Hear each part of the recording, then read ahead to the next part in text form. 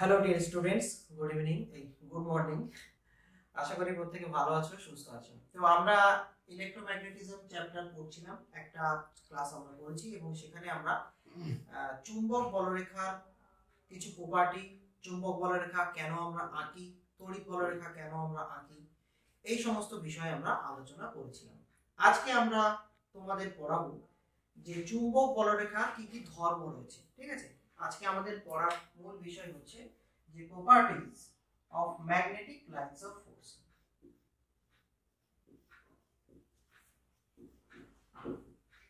Properties of magnetic lines of force. তো আমি আগের দিন তোমাদের বলেছিলাম যে বই থেকে তড়িৎ বলরেখার যে সমস্ত ধর্ম রয়েছে সেই সমস্ত ধর্ম পড়ে আসতে। তো আমি তো বুঝতে পারছি না তোমরা পড়ে এসছো কিনা। যদি তোমরা পড়ে থাকো তাহলে তার সঙ্গে এটা একটু ম্যাচ করানোর চেষ্টা করবে, একটু মেলানোর চেষ্টা করবে, দেখবে খুব সহজে তোমরা বুঝতে পারছো। কারণ তড়িৎ বলরেখা এবং চুম্বক বলরেখার পার্থক্য খুব একটা বেশি নেই। ঠিক আছে, তো আমরা চারটে প্রপার্টি আমরা মেনলি পড়বো।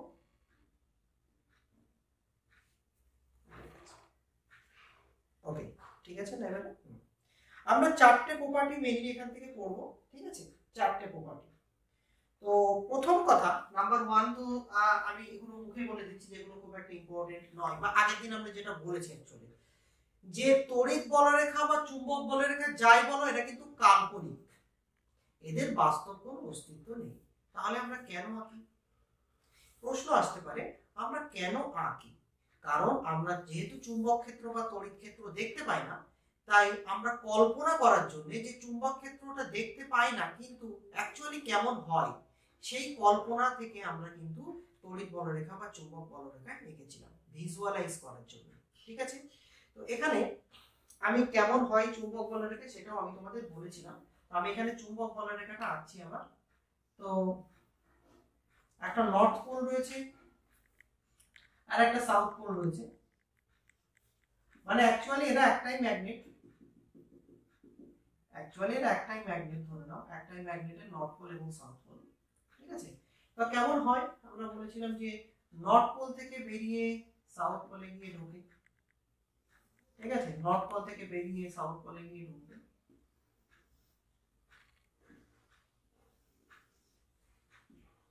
আমরা দেখতে পাচ্ছি। ঠিক আছে, এরকম অনেক লাইন থাকতে পারে যারা নর্থ পোল থেকে বেরিয়ে সাউথ পোলে গিয়ে ঢুকছে, এবং নর্থ পোল থেকে সবসময় চুম্বক বলরেখা বেরিয়ে যায়, এটা আমরা তোমাদের আগের দিন বলেছিলাম।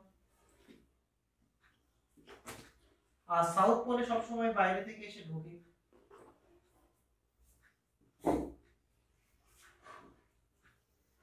ঢুকছে, ঠিক আছে, সাউথ পোলে বাইরে থেকে এসে সবসময় ঢুকছে, নর্থ পোল থেকে সবসময় বাইরে থেকে বেরিয়ে যাচ্ছে চুম্বক বলরেখা। তো এটা হচ্ছে আমাদের চুম্বক বলরেখা। এখন এর প্রপার্টি নাম্বার 1 আমরা যেটা করব, নাম্বার 1 এখান থেকে আমরা কি কি জানতে পারি চুম্বক বলরেখা। আমরা যে কাল্পনিক চুম্বক বলরেখা আঁকলাম সেই চুম্বক বলরেখা থেকে আমরা কি কি জানতে পারি। এক নম্বর যেটা জানতে পারি সেটা হচ্ছে ডিরেকশন। ঠিক আছে, এক নম্বর আমরা যেটা জানতে পারি সেটা হচ্ছে ডিরেকশন বা অভিমুখ।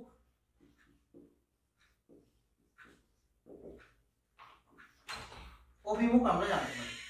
কিভাবে আমরা জানতে পারি অভিমুখ? আমরা কিভাবে অভিমুখ জানতে পারি? তো কিভাবে জানতে পারবো? প্রথম কথা, তোমরা তড়িৎ বলরেখায় যেভাবে অভিমুখ চেয়েছিলে আমরা সেভাবেই কোন একটা বিন্দুতে আমরা অভিমুখ যদি বার করতে চাই, ধরো এই যে একটা বিন্দু, এই একটা বিন্দু, এখানে আমরা কি বার করতে চাই? অভিমুখ বার করতে চাই। তাহলে কি করতে হবে? এই বিন্দুতে আমার একটা ট্যানজেন্ট, একটা স্পর্শক আঁকতে হবে। এই বিন্দুতে আমরা একটা স্পর্শক আঁকবো প্রথমে। ঠিক আছে, যে বিন্দুতে আমরা অভিমুখ বার করতে চাই সেই বিন্দুতে আমরা স্পর্শক আঁকবো। এখন স্পর্শকের তো দুটো অভিমুখ থাকে, একটা অভিমুখ ওইদিকে, একটা অভিমুখ এইদিকে। তাহলে কোন দিকে হবে? হয় উপর দিকে হবে, না হলে তো নিচের দিকে হবে, কোনো একটা দিকে তো হবে। কোন দিকে হবে সেটা বোঝার জন্য আমরা বলেছিলাম এখানে একটা কাল্পনিক একটা মনোপোল ম্যাগনেট রাখবো, একটা একমেরু বিশিষ্ট চুম্বক রাখবো। যদিও আমরা বলেছিলাম একমেরু বিশিষ্ট চুম্বক হয় না, তারপরেও আমরা কল্পনায় এখানে একটা একমেরু বিশিষ্ট চুম্বক রাখবো, ঠিক আছে। এবং যে চুম্বকটা হবে কিন্তু নর্থ পোল, একমেরুটা হবে নর্থ পোল, উত্তর মেরু, এবং এর শক্তিটা হবে এক, শক্তিটা হবে এক। তো এক পোল বিশিষ্ট এখানে চুম্বক যে আমরা রাখলাম, যার শক্তি হচ্ছে এক, সেই চুম্বকটাকে এই যে গতিপথে যাবে, ভাবো এখানে একটা যদি আমরা এক পোল যুক্ত চুম্বক রাখি তাহলে কোন দিকে যাবে? প্রথম কথা, এই নর্থ পোল তো ওকে ঠেলবে, এই নর্থ পোল ওকে ওই দিকে ঠেলে বিকর্ষণ করার চেষ্টা করছে, আর সাউথ পোল ওকে এই দিকে টানার চেষ্টা করছে নিজের দিকে। নর্থ পোল ওকে ঠেলছে আর সাউথ পোল নর্থ পোলকে টানছে। তাহলে আলটিমেট একটা লব্ধি পথ, অর্থাৎ এই দিকে এই চুম্বকটা যাবে। তার মানে আমরা স্পর্শকে ওই ধারের অভিমুখটা নেব, যে ধারে একটা নর্থ পোল রাখলে যেত সেই দিকে অভিমুখটা আমরা নেব। ক্লিয়ার হয়েছে ডিয়ার স্টুডেন্টস? তাহলে কোন একটা বিন্দুতে আমরা কি করব? ট্যানজেন্ট আঁকবো, ট্যানজেন্ট বা স্পর্শক, ট্যানজেন্ট বা আমরা স্পর্শক আঁকবো, ট্যানজেন্ট বা স্পর্শক আঁকবো। এই স্পর্শকটা যে দিকে মানে স্পর্শকের যে অভিমুখটা হবে সেটাই হচ্ছে চুম্বক বলরেখার অভিমুখ। আমরা আবার একটা এক্সাম্পল দিচ্ছি। ধরো এই বিন্দুতে আমরা অভিমুখ টানতে চাই, এই বিন্দুতে আমরা অভিমুখ বার করতে চাই, তাহলে কি করব? এই বিন্দুতে একটা স্পর্শক আঁকবো,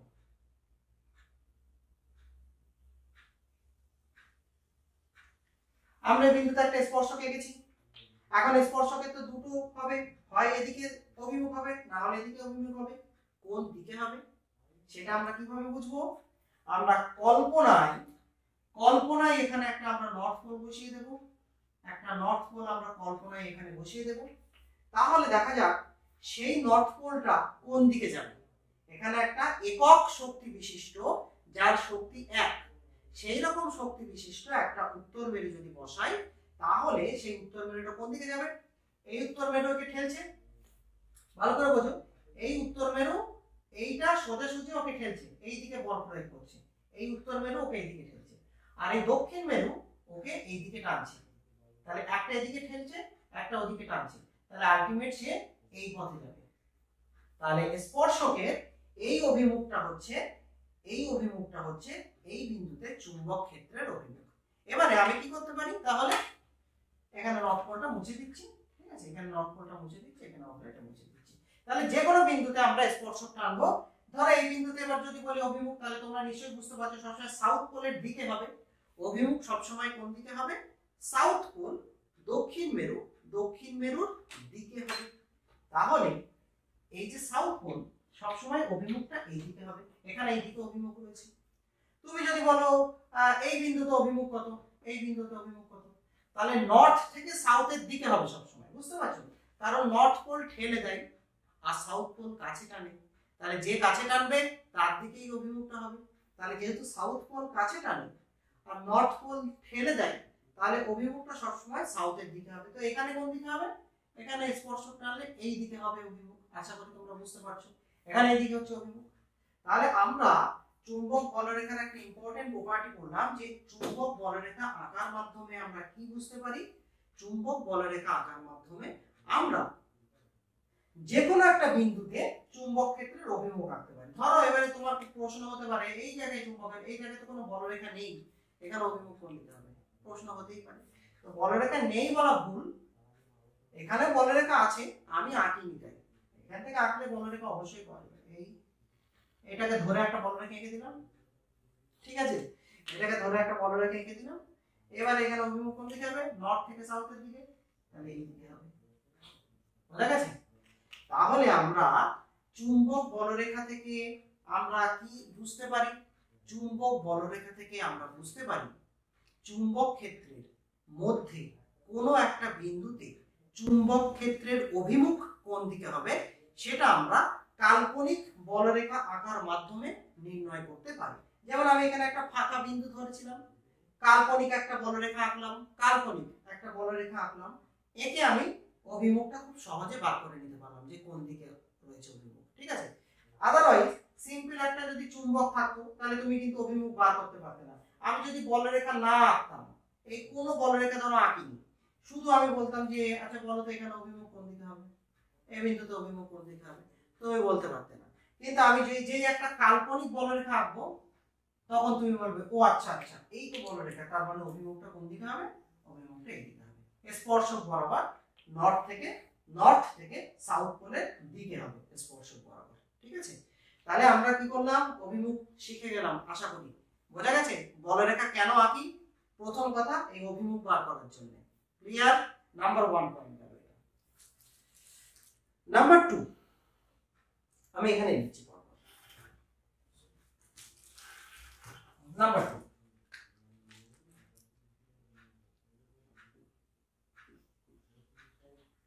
নাম্বার 2 হচ্ছে দে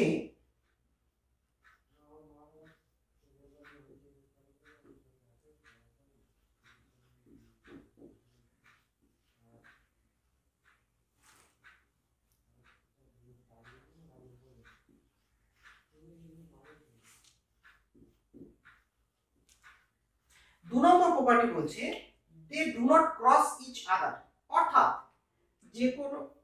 যে কোনো দুটো বলরেখা কখনো পরস্পরকে ছেদ করে না। তো ছেদ করলে কি প্রবলেম হতো, যে ছেদ করা যাবে না, আমি তো কাল্পনিক ভাবে আঁকছি তাই না, আমি ইচ্ছা করলে তো ছেদ করিয়ে দিতেই পারতাম তাই না, আমি তো কাল্পনিক ভাবে আঁকছি। কেউ বলেছে যে এখান থেকে এইভাবে আঁকা বাধ্যতামূলক না, আঁকা বাধ্যতামূলক না, আমি কাল্পনিক ভাবে আঁকছি। তো আমি আঁকতে গেলে ইচ্ছা করে ছেদ করিয়ে দিতেই পারতাম, কিন্তু আমি দিতে পারবো না, মানে দিলে কি হয়ে যাবে, বলরেখা আঁকাটা ভুল হয়ে যাবে। কেন ভুল হবে সেটা একটু দেখি। দেখো আমি তার জন্য একটু মুছতে হবে কিছুটা, ঠিক আছে, আমি এখানে এই উপরের গুলো একটু মুছে দিচ্ছি, এগুলো এখন আমাদের লাগবে না, লাগলে পরে আবার আনবো, আপাতত মুছে দিচ্ছি, পরিষ্কার ছবিতে দেখতে চাই। ধরো কেউ একজন ইচ্ছে করে দুটো বলরেখা আঁকলো, ঠিক আছে, ইচ্ছে করে দুটো বলরেখা আঁকলো, এই একটা বলরেখা আঁকলো, ঠিক আছে, ইচ্ছা করে ভুল করলো, এই একটা বলরেখা আঁকলো আর এই একটা বলরেখা আঁকলো। দেখা যাচ্ছে দুটো বলরেখা কিন্তু একটা বিন্দুতে ছেদ করেছে, এই বিন্দুতে ছেদ করেছে। এটা কি পসিবল যে দুটো বলরেখা একটা বিন্দুতে ছেদ করবে? এটা কি পসিবল? আমি তো চাইলে ছেদ করিয়ে দিতেই পারি, কিন্তু পসিবল না। কারণটা এবারে আমরা দেখি। তো কারণ আমরা প্রথমেই দেখেছি যে বলরেখার কোন একটা বিন্দুতে আমরা কি আঁকবো, বলরেখার কোন একটা বিন্দুতে আমরা যেটা আঁকবো সেটা হচ্ছে বলরেখার অভিমুখ। কোন একটা বিন্দুতে অভিমুখ বার করতে পারি, তার জন্য কি করতে হবে, ট্যানজেন্ট টানতে হবে ও স্পর্শক টানতে হবে। তবে স্পর্শক টানি, তো এই বলরেখা আমরা যদি বলি এই বিন্দুতে এই 1 নম্বর বলরেখা, এটা 1 নম্বর বলরেখা, এটা 2 নম্বর বলরেখা। তো এই যে বিন্দুতে 1 নম্বর বলরেখা, এই বলরেখার জন্য অভিমুখ কোন দিকে হবে, এই স্পর্শক বরাবর, আর একই বিন্দুতে সেম বিন্দুতে 2 নম্বর বলরেখার জন্য, এটা হচ্ছে আমার 2 নম্বর বলরেখা, এটা হচ্ছে আমার 2 নম্বর বলরেখা, আর এটা 1 নম্বর বলরেখা। তো এই যে 2 নম্বর বলরেখা, এই বলরেখার জন্য এই বিন্দুতে অভিমুখ কোন দিকে হবে, স্পর্শক বরাবর। তাহলে বলরেখার স্পর্শক টানলাম, এই দুটো স্পর্শক টানা গেল। যদি দুটো বলরেখা একটা বিন্দুতে ছেদ করে, তাহলে ওই বিন্দুতে দুটো বলরেখার জন্য দুটো স্পর্শক টানা গেল। তাহলে বলতে চাচ্ছি কি, আমি কি বলতে চাচ্ছি, আমি কি এটাই বলতে চাচ্ছি যে এই বিন্দুতে চুম্বক ক্ষেত্রে দুটো অভিমুখ রয়েছে, এই বিন্দুতে চুম্বক ক্ষেত্রে দুটো অভিমুখ রয়েছে। এটা কোনোদিনই পসিবল না, একটা বিন্দুতে চুম্বক ক্ষেত্রের একটাই অভিমুখ থাকবে। তার মানে যদি দুটো অভিমুখ থাকে, তুমি বলতে চাচ্ছ এখানে একটা নর্থ পোল আমি যদি বসাই, এখানে যদি আমরা একটা নর্থ পোল বসাই, তাহলে নর্থ পোলটা একই সাথে ওদিকেও যাবে এদিকেও যাবে না, যাবে না, এখানে দাঁড়িয়ে থাকবে। হ্যাঁ, নর্থ পোলটা একই সাথে ওদিকেও যাবে ওদিকেও যাবে, তাই কি কখনো হয়? একই সাথে সে দুটো পথে যেতে পারবে? সে কি করে ঠিক করবে কোন পথে যাবে? সে তো কনফিউজড হয়ে যাবে। সে একই সঙ্গে দুটো পথে যেতে পারে না, যে কোনো একটা পথে যেতে হবে। তাহলে দুটো বলরেখা ছেদ করলে এই সমস্যাগুলো কিন্তু আমাদের সামনে চলে আসছে, যে সে একই সঙ্গে দুটো পথে যেতে পারবে না, তাকে একটা পথে যেতে হবে যে কোনো। ওই জন্য দুটো বলরেখা কখনোই একটা বিন্দুতে ছেদ করতে পারে না, they do not cross each other. সেটা ইলেকট্রিক লাইনস অফ ফোর্স অর্থাৎ তড়িৎ বলরেখাও হতে পারে, আবার চুম্বক বলরেখাও হতে পারে, দুটো বলরেখায় কিন্তু হতে পারে, কখনোই কিন্তু তারা পরস্পরকে ছেদ করবে না, এটা মনে রেখো। ওকে ডিয়ার স্টুডেন্টস, তো আমরা 2 নম্বর প্রপার্টি পড়ে ফেললাম। 3 নম্বর প্রপার্টিতে আমরা আসবো। তো 3 নম্বর প্রপার্টিতে আসার আগে আমরা এবারে একটু মুছে দেবো, ঠিক আছে, এটা একটু মুছে দেবো। তো আশা করি 2 নম্বর প্রপার্টি অবধি বুঝতে পেরেছো, খুব ইম্পর্টেন্ট প্রপার্টি, এগুলো একটু মনে রেখো ওর থেকে, ঠিক আছে।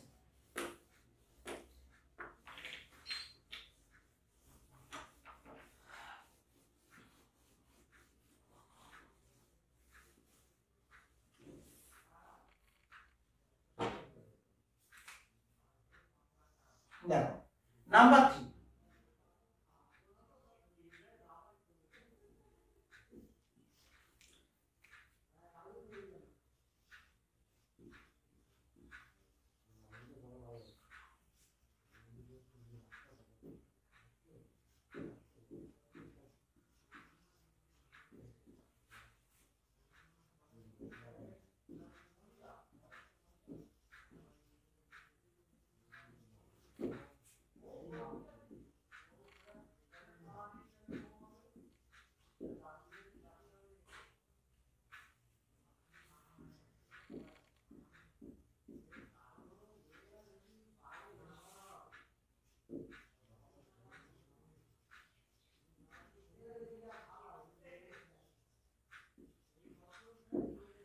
নম্বর প্রপার্টি, স্ট্রং ম্যাগনেটিক ফিল্ড। কোনো একটা জায়গায় খুব শক্তিশালী চুম্বক রয়েছে, একটা খুব শক্তিশালী চুম্বক রয়েছে, ঠিক আছে। তো সেখানে চুম্বক যে ক্ষেত্র তৈরি হবে, আমরা আগের দিন বলেছিলাম চুম্বক থাকলে তার আশেপাশে একটা চুম্বক ক্ষেত্র তৈরি হয়, তাহলে স্ট্রং ম্যাগনেট থাকলে সেখানে স্ট্রং ম্যাগনেটিক ফিল্ড তৈরি হবে।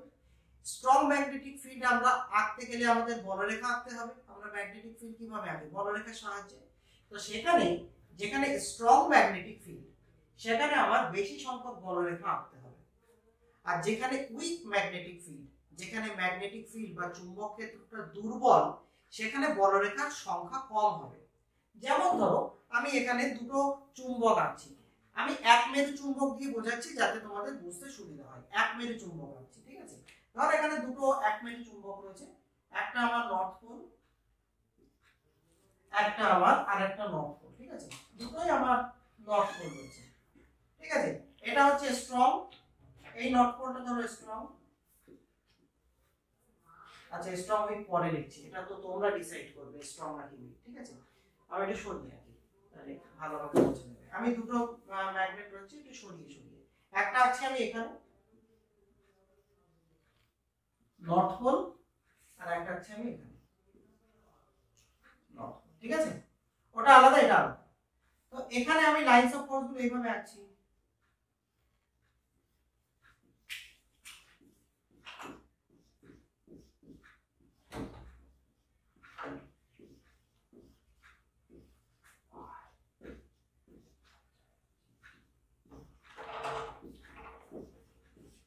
এই যে lines of force, magnetic lines of force তোমরা দেখতেই পাচ্ছ, স্ট্রং ম্যাগনেট একটা বা যে কোনো একটা ম্যাগনেট।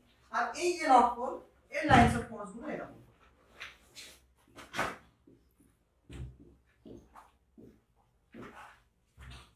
এবার এটা হচ্ছে 1 নম্বর ম্যাগনেট, এটা হচ্ছে 1 নম্বর ম্যাগনেট, মনোপোল ম্যাগনেট, এটা হচ্ছে আমার 2 নম্বর মনোপোল ম্যাগনেট।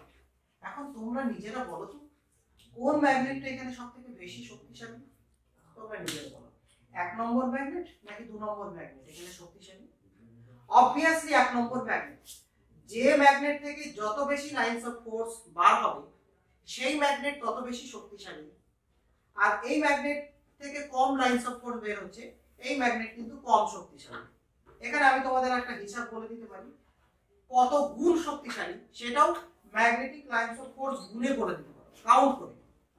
যেমন এখানে কটা 1 2 3 4 5 6 7 8 9 10, এই এখানে ধরো 20 25টা রয়েছে, ধর আমি एग्जांपल জন্য ধরছি 25টা এখানে রয়েছে, আর এখানে কটা 3 3 6 7 8 8টা। তাহলে এদের শক্তির অনুপাত কত? এদের শক্তির অনুপাত হচ্ছে 25:8, ঠিক আছে, এটা হচ্ছে এদের শক্তির অনুপাত। তো যেখান থেকে যত বেশি লাইনস অফ ফোর্স বের হবে সেটা প্রপোর্শনালি বা সমানুপাতিক ভাবে তত বেশি শক্তিশালী, এবং কত গুণ শক্তিশালী সেটা তোমরা এখান থেকে বুঝতে পারছো, ঠিক আছে।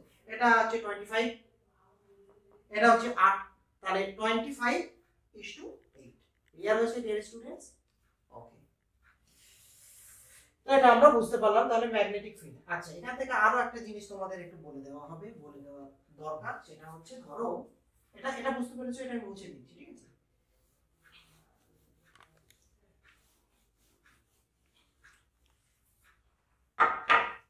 ধরো সাপোজ এখানে একটা ম্যাগনেট রয়েছে, ম্যাগনেটিক একটা পোলের আমি হিসাব দেখাচ্ছি, ঠিক আছে। একটা নর্থ পোল রয়েছে বা একটা সাউথ পোল রয়েছে, একটা নর্থ পোল দিয়ে ধরি, ঠিক আছে, একটা নর্থ পোল রয়েছে, ম্যাগনেটিক নর্থ পোল। আমি এটা একটু করে দিচ্ছি।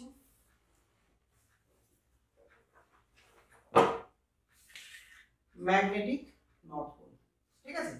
তো দেখো নর্থ পোলের বলরেখাগুলো কেমন হবে,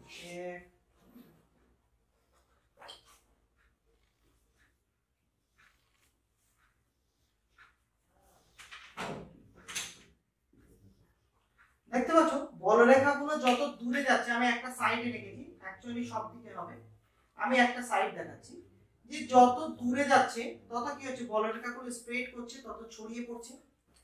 তাহলে তুমি ভাবো একটা ম্যাগনেটের, তোমরা নিজেরা ভাবো যে একটা ম্যাগনেটের কাছে চুম্বক ক্ষেত্রটা বেশি শক্তিশালী না ম্যাগনেট থেকে দূরে চুম্বক ক্ষেত্রটা বেশি শক্তিশালী? খুবই সিম্পল ব্যাপার। ম্যাগনেট যদি এটা হয়, এটা যদি ম্যাগনেটের একটা পোল হয়, এখানে যে চুম্বক ক্ষেত্রটা অনেক বেশি, দূরে গেলে চুম্বক ক্ষেত্রটা অনেক কম হবে, শক্তিটা অনেক কম অনুভব হবে। এখানে একটা লোহা রাখলে যত জোরে আকর্ষণ করবে, এখানে লোহা রাখলে তার থেকে অনেক বেশি জোরে আকর্ষণ করবে। বুঝতে পেরেছো? তাহলে তুমি ভাবো এখানে বেশি শক্তিশালী এই অঞ্চলে চুম্বক ক্ষেত্র কম শক্তিশালী, সেটা আমি ম্যাগনেটিক লাইন্স অফ ফোর্স দিয়ে কিভাবে বোঝাবো? খুবই সিম্পল। আমরা কি বলেছি, স্ট্রং ম্যাগনেটিক ফিল্ড মানে more number of lines of force passing through an area. অর্থাৎ আমরা কি করব, একটা ক্ষেত্রফল নেব, যে কোনো একটা ক্ষেত্রফল। তুমি এখানে নাও একটা ক্ষেত্রফল, এখানে একটা ক্ষেত্রফল নাও, আর সেম ক্ষেত্রফল এখানে নাও, একই ক্ষেত্রফল একটু দূরে নাও, কাছে একটা ক্ষেত্রফল নাও, দূরে একটা ক্ষেত্রফল নাও। তাহলে দেখো কাছের ক্ষেত্রফল দিয়ে একটা, দুটো, তিনটে, চারটে, পাঁচটা, ছটা বলরেখা যাচ্ছে। তাহলে এখানে ম্যাগনেটিক এই এরিয়ার মধ্য দিয়ে 6টা বলরেখা যাচ্ছে, আর এখানে ক্ষেত্রফলের মধ্য দিয়ে 3টে বলরেখা যাচ্ছে। তাহলে বুঝতেই পারছো এখানে যে ম্যাগনেটিক ফিল্ড বা এখানে যে চুম্বক ক্ষেত্র আর এখানে যে চুম্বক ক্ষেত্র দ্বিগুণ বেশি, দ্বিগুণ শক্তিশালী। অর্থাৎ ম্যাগনেটের কাছে চুম্বক ক্ষেত্রটা এই অঞ্চলের চুম্বক ক্ষেত্রের থেকে দ্বিগুণ শক্তিশালী। এটা বেশি স্ট্রং, এটা কম স্ট্রং। এখান দিয়ে, কারণ এখান দিয়ে 3টে বলরেখা যাচ্ছে, এখান দিয়ে 6টা বলরেখা যাচ্ছে। বুঝা গেছে? তো এইভাবে আমরা কোন একটা এরিয়ার মধ্য দিয়ে ম্যাগনেটিক লাইন্স অফ ফোর্স কতটা পাস করছে সেটা আমরা বার করতে পারি। ওকে ডিয়ার স্টুডেন্টস, তাহলে এটা হলো আমাদের 3 নম্বর পয়েন্ট।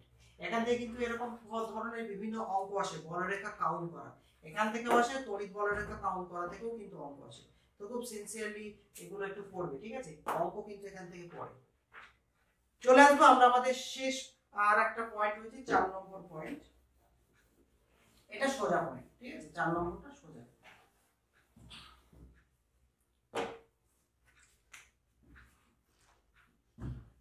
চার নম্বরটা দুরকম ম্যাগনেটিক ফিল্ডের কথা বলা হয় এখানে, মানে ম্যাগনেটিক ফিল্ডের টাইপস, প্রকারভেদ।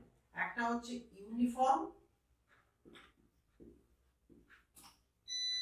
and non-uniform.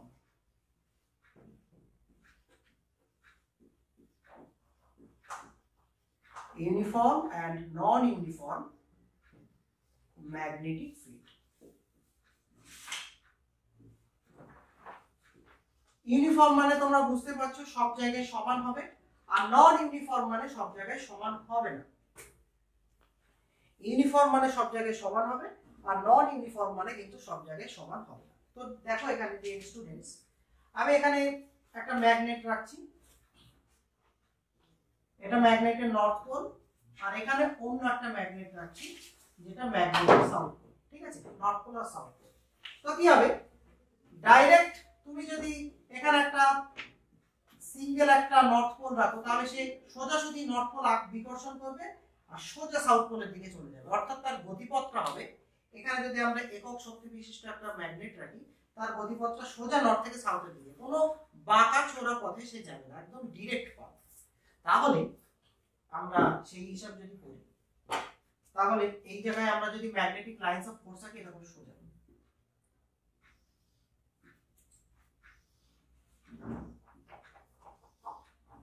তো যেখানে ম্যাগনেটিক ফিল্ড গুলো খুব সোজা থাকবে একদম স্ট্রেট, যেখানে ম্যাগনেটিক ফিল্ড স্ট্রেট থাকবে সেটা হচ্ছে ইউনিফর্ম, এটাকে আমরা বলতে পারি ইউনিফর্ম। ইউনিফর্ম ম্যাগনেটিক ফিল্ড আমরা বিভিন্ন রকম ভাবে তৈরি করতে পারি, এরকম ম্যাগনেট রেখে তৈরি করতে পারি, আরো বিভিন্ন প্রসেস রয়েছে যেটা তোমরা পরে পড়বে, এই চ্যাপ্টারেই রয়েছে। তো ইউনিফর্ম ম্যাগনেটিক ফিল্ড মানে সেখানে ম্যাগনেটিক লাইন্স অফ ফোর্স গুলো সোজা, অর্থাৎ প্রত্যেকটা বিন্দুতে, এখানকার প্রত্যেকটা বিন্দুতে চুম্বক ক্ষেত্রের অভিমুখ একই দিকে, অর্থাৎ আমি যদি বলি এখানে চুম্বক ক্ষেত্রের অভিমুখ কোন দিকে, সোজা, এখানে চুম্বক ক্ষেত্রের অভিমুখ কোন দিকে, সোজা, এখানে কোন দিকে, সোজা। তো প্রত্যেকটা বিন্দুতে চুম্বক ক্ষেত্রের মান এবং অভিমুখ, প্রত্যেকটা বিন্দুতে চুম্বক ক্ষেত্রের মান এবং অভিমুখ যদি সমান হয়, একই দিকে হয়, তাহলে সেটাকে আমরা বলি ইউনিফর্ম ম্যাগনেটিক ফিল্ড, অর্থাৎ বোঝা গেছে। আর নন ইউনিফর্ম মানে তাহলে বুঝতেই পারছো যেখানে সমান হবে না। নন ইউনিফর্মের একটা ছবি আমরা এখানে আঁকছি, এই একটা আছে, এই একটা আছে, এই একটা আছে, ঠিক আছে, এই একটা আছে, ঠিক আছে, এগুলো হচ্ছে, এটা হচ্ছে নন ইউনিফর্ম। দেখেছো এখানে ম্যাগনেটিক ফিল্ড এই দিকে, এখানে ম্যাগনেটিক ফিল্ডের অভিমুখ ওই দিকে, এখানে এই দিকে, এক একটা বিন্দুতে এক এক দিকে ম্যাগনেটিক ফিল্ড, তো সেটা হয়ে যাচ্ছে আমাদের নন ইউনিফর্ম।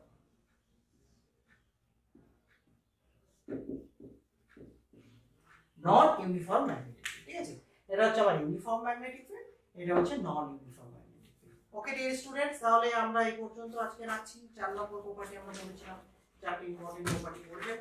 পরের ক্লাসে আমরা আবার হাজির হব এর পরের টপিক নিয়ে। তো ততক্ষণে সবাই ভালো থেকো, সুস্থ থেকো আর পড়াশোনা করবে ঠিকঠাক করে। ওকে, পরের ক্লাসে তাহলে দেখা হবে।